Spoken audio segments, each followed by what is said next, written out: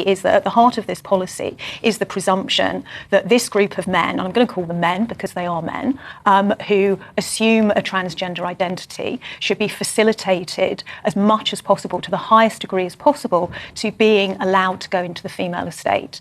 And where that will enable them to be transferred there, that is what should happen.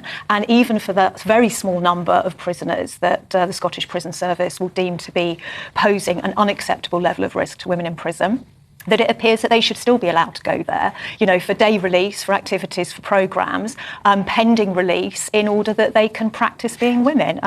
There's a reason why they don't want to be around men, yes? Well, exactly. I mean, it's not rocket science. No. There's a reason why prisons are segregated by sex, or, they're not, but there's a reason why on the face of it they are segregated by sex. It's not rocket science.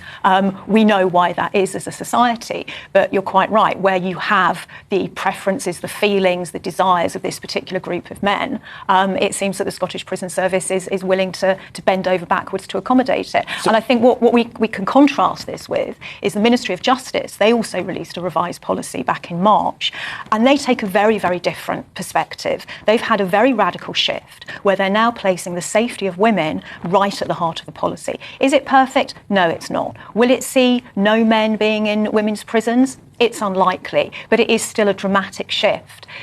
Whereas with the Scottish Prison Service, the starting presumption is, well, no, we should be facilitating these men to go into women's prisons, and if they're not safe enough to be housed there on a permanent basis, then, we should still let them access activities. And, to use, as you say, vulnerable women in prison as props, as non-consensual props, in order that this group of men can practice being women, it's obscene.